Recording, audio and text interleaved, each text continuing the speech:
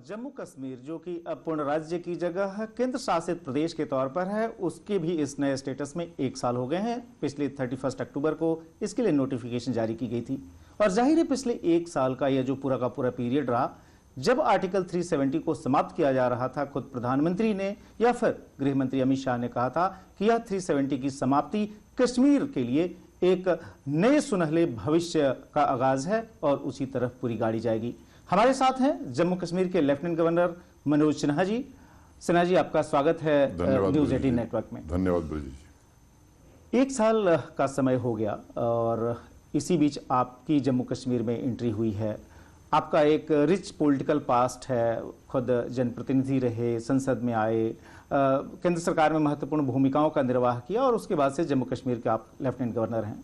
अमूमन होता ये रहा है कि जम्मू कश्मीर में जो है प्रशासनिक या फिर फौजी पृष्ठभूमि के वहाँ पर गवर्नर या लेफ्टिनेंट गवर्नर रहे हैं। आपकी ये जो पृष्ठभूमि है और उसमें जो है जम्मू कश्मीर के लिए जो रोड मैप तय किया गया था, कितनी सफलता उसमें मिल पाई है पिछले 1 साल में? कि मुझे लगता है कि पिछले 1 वर्ष में भारत सरकार ने अनेक नई पहल जम्मू कश्मीर के लिए प्रारंभ की और ख़ास तौर से पीएमडीपी, प्रधानमंत्री development plan, PM development plan में लगभग 55,000 करोड़ रुपए की डिफरेंट प्रोजेक्ट्स वहाँ सैंक्शन हुई। एक कठिनाई पूरे देश या पूरी दुनिया ने फेस की, जिसे जम्मू कश्मीर ने भी फेस किया, वो कोविड की चुनौती थी और वो एक ऐसी चुनौती थी कि पूरा प्रशासन उस चुनौती से निपटने के लिए अधिकांश समय दे रहा था और मुझे लगता है कि उसके कारण थोड़े काम की रफ्तार कम हुई, देश में भी, दुनिया में भी और जम्मू कश्मीर में भी। लेकिन अगर पूरे परिवेश में आप देखेंगे तो 2-2 AIIMS, 5-5 medical college, 2-2 IIT, IIMs, NIFT, bone institute, इस तरह के अनेक इंस्टीट्यूट ऑफ एक्सेलेंस, वो 4 लेन सड़कें हों या टनल्स हों, जो जिला टनल का काम अभी शुरू हो रहा है। स्पोर्ट्स के फील्ड में देखें तो मुझे लगता है कि पीएमडीपी में 200 करोड़ रुपया जम्मू कश्मीर को मिला है। हर जिले में इंडोर स्टेडियम, अच्छा स्टेडियम, स्पोर्ट्स इंफ्रास्ट्रक्चर में मैं कह सकता हूं कि जम्मू कश्मीर देश का सबसे उम्दा राज्य हो जाएगा। तो इस तरह के अनेक काम वहां भारत सरकार ने दिए हैं और मुझे लगता है कि एक नए युग की शुरुआत जम्मू कश्मीर में हुई है। ये सच है कि 8-9 महीने से काम की गति को प्रभावित किया कोविड ने, लेकिन पिछले 3 महीने में मैं कह सकता हूं कि चीज़ों ने रफ्तार पकड़ लिया है और 17 प्रोजेक्ट्स हमारी पूरी हो गई हैं। बाकी की भी मैं मॉनिटरिंग कर रहा हूं और मैं आश्वस्त हूं कि आने वाले समय में इन परियोजनाओं के पूरा होने के बाद और जम्मू कश्मीर संघ राज्य क्षेत्र के द्वारा जो संसाधन हम उपलब्ध करा रहे हैं, उसके कारण तस्वीर बदलती हुई दिखाई पड़ेगी। विकास के अलावा जो एक दूसरा प्रमुख एम था, जब प्रधानमंत्री मोदी ने आपको सोचा जम्मू कश्मीर भेजने के लिए जम्मू कश्मीर के दूसरे लेफ्टिनेंट गवर्नर के तौर पर, तो वो था पॉलिटिकल डायलॉग को शुरू करना। अभी तक वहाँ रहा कि एक तरह से वहाँ की पॉलिटिक्स जो है नेशनल कॉन्फ्रेंस और पीडीपी के इर्द गिर्द घूमती रही है। जो पंचायती राज का सिस्टम था वह जाहिर है जो नॉन एग्जिस्टेंट था। तो यह जो पॉलिटिकल डायलॉग वहाँ शुरू करने में और जमीन तक जो है सो प्रशासन को या फिर लीडरशिप को पहुँचाने में, इसमें कितनी कामयाबी मिली है आपको? मैं आपको बताता हूं, 7 अगस्त को मैंने शपथ लिया था और अभी 7 नवंबर आने वाला है। 20 में से 16 जिले मैं खुद हो आया हूं। अधिकांश यात्राएं मैंने रोड से ही, सड़क मार्ग से ही की हैं और प्रतिदिन मैं भारी संख्या में डेलीगेशन से और लोगों से मिलता हूं। मुझे लगता है कि मैंने कोशिश प्रारंभ की है। जाने के बाद मैंने महसूस किया था कि सामान्य आदमी के लिए प्लेटफॉर्म उपलब्ध नहीं था कि वो अपनी बात कहाँ कहे। इसको लेकर के भी हमने कुछ बड़े फैसले किए। एक तो सारे डीसीज और एसपीज को ये इंस्ट्रक्शन दिए हैं कि 10:30 to 11:30 आपको सामान्य आदमी से, जनता से मिलना है। लोग मिल रहे हैं। एक विशेष अभियान हमने 21 दिन का चलाया, जन अभियान। वहाँ भवन बनाना, सड़क बनाना, इस पर काफ़ी फोकस रहा है, लेकिन सोशल सिक्योरिटी स्कीम्स पर फोकस नहीं था। उस पर हमने फोकस किया और 54 हमारी योजनाएं जो हैं भारत सरकार की, प्रधानमंत्री जी की, उनको मैंने लक्ष्य रखा कि 100% सैचुरेट करना है, और मुझे खुशी है कि 16 जिले में 95 के ऊपर हमने सैचुरेशन पॉइंट पहुंचा दिया है। जो जिले कहीं 80 और कहीं 85 वो भी जल्दी पूरी कर लिए जाएंगे। एक बड़ा फैसला हमने किया मेगा ब्लॉक दिवस का। हर डिस्ट्रिक्ट में हमने 3-4 स्थान चिन्हित किए हैं जहां डीसी और एसपी एक ब्लॉक पर सारे डिपार्टमेंट के अफसर रहते हैं हमारे, दूसरे पर एडिशनल डीसी और एडिशनल एसपी, तीसरे पर तीसरे नंबर का अधिकारी, और वो अगले वेडनेसडे को डीसी एसपी बी पर चले जाते हैं, बी वाले सी पर चले जाते हैं, सी वाले ए पर। तो जो रोजमर्रा के काम है वो 10 से 4 लोगों के हो रहे हैं। लोगों को एक नए प्रकार की अनुभूति हो रही है। आपने कहा कि लोगों को नए प्रकार की जो अनुभूति हो रही है, मैं 2 मिनट में खत्म करता हूँ। ग्रीवांस रिड्रेसल का भी एक ऐसा सिस्टम हमने इंस्टीट्यूशनलाइज बनाया है कि किसी माध्यम से अगर आप अपनी कोई ग्रीवांस भेजते हैं तो डीसी के यहाँ भी डैशबोर्ड है, चीफ सेक्रेटरी के यहाँ भी है, मेरे यहाँ भी। और मैंने अभी 22 अक्टूबर को हर जिले से एक आदमी को मैंने ऑनलाइन बात की थी, आपकी समस्या क्या थी, समाधान हुआ कि नहीं हुआ। अगर नहीं हुआ तो वहीं अफसरान थे, उनसे मैं बात करता था और फटाफट समाधान हो रहा था। तो एक नया अनुभव लोगों का मैं समझता हूं कि आया है। और जहां तक डेमोक्रेसी की बात है तो मैं ये बताना चाहता हूं कि वहां पंचायती राज व्यवस्था बहुत मजबूत नहीं थी, नया अनुभव है। और देश में 3 टियर सिस्टम है। मैं नहीं जानता कि जम्मू कश्मीर को मरहूम रखा गया इस सिस्टम से जानबूझ करके या पता नहीं क्या है, लेकिन हमने अब 3 टियर सिस्टम वहाँ लागू कर दिया है।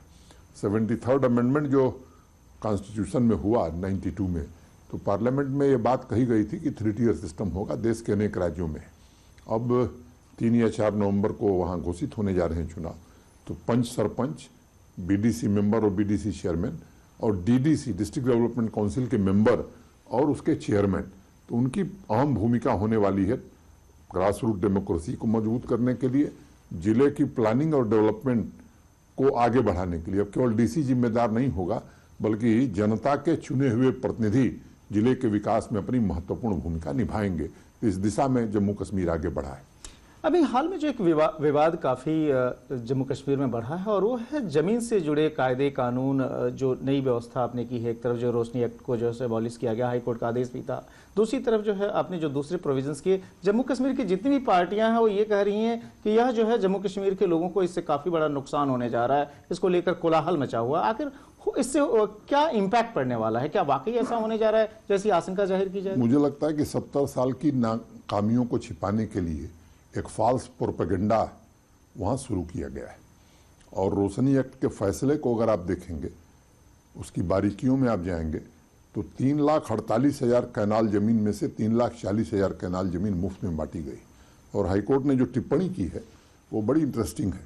उन्होंने कहा कि सरकार केवल ट्रस्टी है उस जमीन की, सरकार खैरात में बंदर बांट नहीं कर सकती है। वो आप एजुकेशनल इंस्टीट्यूशन के लिए दे सकते हैं, हॉस्पिटल बनाने के लिए दे सकते हैं, इंडस्ट्री लगाने के लिए दे सकते हैं, पार्क बनाने के लिए दे सकते हैं, इन कामों के लिए तो ज़मीन नहीं दी गई।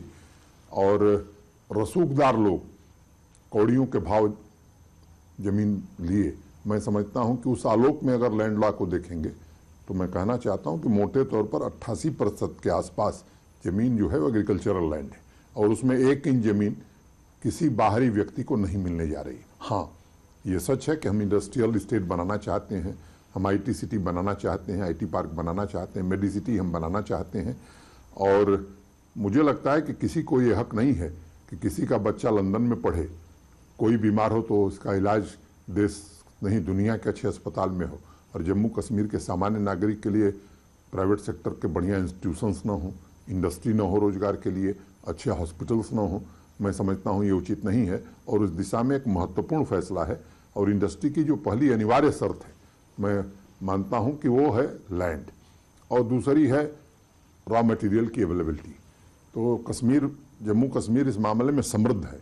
हॉर्टिकल्चर, एग्रीकल्चर, एप्पल देश का 3/4 वहाँ होता है, वॉलनट सबसे ज़्यादा और अच्छी क्वालिटी का वहाँ होता है, दुनिया का सबसे अच्छा केसर वहाँ होता है। मैं कहूँ कि चावल, अगर मैं कहूँ तो जम्मू हो या कश्मीर का वो ज़िला हो, वैसा चावल कहीं होता नहीं। अगर मैं राज्य में की बात करूं तो वहाँ के लोगों को जानबूझ करके दुनिया के पटल पर इनका सामान न बिके, आर्थिक रूप से ये संपन्न न हो। मुझे लगता है कि कुछ लोगों ने किया था, और ये लैंड लॉ जम्मू कश्मीर के विकास में मील का पत्थर साबित होगा। ये जो एक बड़ा चैलेंज है आपके लिए वो है जो युवा हैं उनको रोजगार देना। जो राष्ट्रीय एवरेज है बेरोजगारी का वो अगर देखें तो जम्मू कश्मीर में वह सीधे बेरोजगारी डबल है उस राष्ट्रीय औसत के। उसको कैसे आप जो है टैकल करेंगे? इसके लिए क्या कोई आपके पास प्रारूप है? क्योंकि जाहिर है जब आर्टिकल 370 जब एबॉलिश किया जा रहा था तो कहा गया कि यह जो सो जम्मू कश्मीर के युवाओं के भी सपने को पूरा करने के लिए किया जा रहा है। ये सच है कि ये 70 साल की कुव्यवस्था का परिणाम है कि देश की एवरेज अनएम्प्लॉयमेंट रेट से जम्मू कश्मीर का अनएम्प्लॉयमेंट रेट लगभग दुगना है। और बहुत संजीदगी से और गंभीरता से उस काम को हम लोग आगे बढ़ाना चाहते हैं। पहला, जिसके पहले आपने प्रश्न पूछा, एक जवाब तो उसी में छिपा हुआ है कि इंडस्ट्री आएगी तो रोजगार निश्चित रूप से बढ़ेगा। और नई इंडस्ट्रियल पॉलिसी हमारी भारत सरकार के वित्त मंत्रालय की स्वीकृति हो गई है। मैं उम्मीद करता हूं कि जल्द ही कैबिनेट से अप्रूव हो जाएगी। और मैं बड़ी जिम्मेदारी से आपको बताना चाहता हूं कि देश की सबसे अच्छी इंडस्ट्रियल पॉलिसी होगी ये। और मैं पूरी तरह आश्वस्त हूं कि आने वाले 3 सालों में कम से कम 30,000 करोड़ का इन्वेस्टमेंट वहाँ निश्चित रूप से आएगा। बड़े उद्योग लगेंगे, रोजगार के अवसर भी बढ़ेंगे। दूसरी बात, सरकारी स्तर पर भी जो रिक्तियाँ हैं, वैकेंसीज हैं, हमने 11,000 पद पहले एडवर्टाइज किए थे। 10 नवंबर को उनका टेस्ट कर रहे हैं और ट्रांसपेरेंसी के आधार पर हम लोगों को नौकरी देंगे। और मैं आपको बताना चाहता हूं कि हमने ये व्यवस्था भी वहाँ की है कुछ कि जिस परिवार को नौकरी नहीं उसे हम वेटेज देंगे। डिस्ट्रिक्ट कैडर में हमने प्रोविजन रखा है कि स्थानीय लोगों को वेटेज देंगे। तो जो एकाधिकार था उसको समाप्त करके हर पंचायत तक रोजगार पहुंचे, उस दिशा में हम बढ़ रहे हैं। 13,000 पद हमने और भेजे हैं विज्ञापन के लिए, उन्हें भी शीघ्र हम उनकी भी परीक्षा कराएंगे। हमने एक टास्क फोर्स गठित की है जो आइडेंटिफाई कर रही है कि सरकार में रिक्तियाँ कितनी हैं, उस दिशा में भी हम काम कर रहे हैं। तीसरा, मैं आपको बताना चाहता हूं कि अभी youth empowerment society yes for JNK करके काम हम लोगों ने शुरू किया है। सरकार के विभिन्न विभागों में यूथ को लेकर के, यूथ एम्पावरमेंट को लेकर के अनेक स्कीम्स चलती हैं। कुछ स्पोर्ट्स में हैं, कुछ एजुकेशन में हैं, कुछ स्किल डेवलपमेंट में हैं, कुछ रोजगार वाले डिपार्टमेंट में, एम्प्लॉयमेंट डिपार्टमेंट में है, कुछ सोशल वेलफेयर में है। तो एक विचार आया कि इन सबको क्लब करके एक लीन स्ट्रक्चर हम खड़ा करें जो कैपिटल में भी हो, डिस्ट्रिक्ट हेडक्वार्टर्स पर भी हो और ये यूथ को वहाँ फैसिलिटेट करे। अभी 31 अक्टूबर को एक बड़ा कार्यक्रम हमने श्रीनगर में किया था। देश भर के एकेडमिया के बड़े मानिंद लोगों को बुलाया था। पंकज चंद्रा बेंगलोर के डायरेक्टर थे, वो भी पार्टिसिपेट कर रहे थे। सोशल सेक्टर में जो देश भर में अच्छे लोग काम कर रहे हैं, शशांक त्रिपाठी जागृति वाले, आपने सुना होगा, महाराष्ट्र के नक्सल प्रभावित इलाकों में उन्होंने बहुत अच्छा काम किया है। बॉम्बे स्टॉक एक्सचेंज से आशीष चौहान भी आए थे। बड़े बिग बिजनेस हाउसेस के लोग थे, हिंदुजाज, अंबानीज, अडानीज, विप्रो और भी लोग थे। तो हम कई क्षेत्रों में, स्पोर्ट्स के क्षेत्र में भी हम कोशिश कर रहे हैं, इंडस्ट्री के क्षेत्र में भी, स्किल डेवलपमेंट, इंक्यूबेशन सेंटर्स, ये काम हम तेज गति से कर रहे हैं। IIT और IIM के हमारे डायरेक्टर भी थे।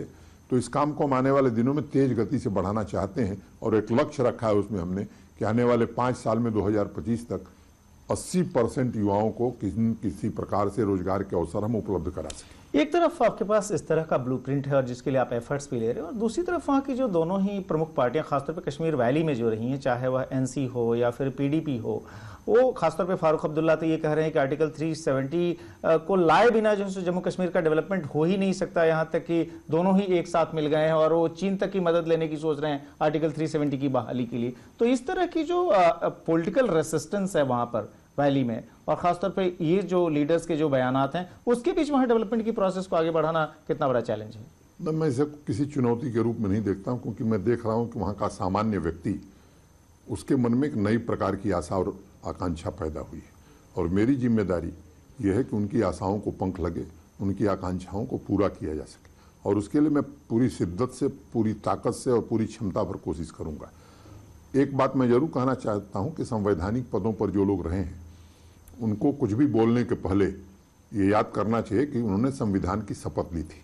और मैं ईश्वर से, अल्लाह से प्रार्थना करता हूं कि इन लोगों को सद्बुद्धि मिले, सद्बुद्धि रहे इनके पास, क्योंकि हमको लगता है कि भारतीय संविधान में हमारे पास बहुत सारे विकल्प हैं और संवैधानिक विकल्पों पर भी ही लोग जाएं तो बेहतर है। ये जम्मू कश्मीर में, खासतौर पे कश्मीर वैली में, जहां पर आतंकवाद एक सच्चाई रही है पिछले 3 दशक से, वहां पर कई बार ऐसा भी घटनाक्रम हुए जिसमें कि निर्दोष मारे गए, जो फौज की तरफ से कार्रवाई हुई। और उस बीच आपका एक बयान भी आया, खासतौर पे जो शोपियां वाली घटना थी उसको लेकर। तो क्या ये मलहम लगाने का जो सिलसिला है उसको आप और आगे बढ़ाएंगे? और इसमें जो है सो कहीं ऐसा तो नहीं कि दोनों कोई कॉन्ट्राडिक्शन तो नहीं है, चूंकि कहीं फौज तो दबाव में नहीं आएगी कि जो है कार्रवाई हमारे खिलाफ होनी शुरू हो जाएगी, कहीं हमें फंसाया तो नहीं जाएगा? किस तरीके से इस बैलेंस को नहीं, मैं क्रिएट करेंगे? इसे इस तरह से नहीं देखता हूं, और मैं बहुत आभारी हूं इंडियन आर्मी का, इंडियन आर्मी के चीफ और हमारे जो कमांडर्स हैं वहां पर। और जब ये लगभग 22 या 23 जुलाई की घटना है, मैं जब गया था तो उसके बाद ये अखबार में समाचार आया। मैंने वहाँ के आर्मी के अफसरों से बात की, और मैं आपको बड़ी जिम्मेदारी से बात बताना चाहता हूँ कि आर्मी की गुडविल वहाँ बहुत है, ख़ासतौर से जो बॉर्डर एरिया है, जहाँ अत्यंत पिछड़े हुए लोग हैं, उनके एजुकेशन को लेकर के, उनके डेवलपमेंट को लेकर के बहुत ही अच्छा प्रयास आर्मी ने किया है।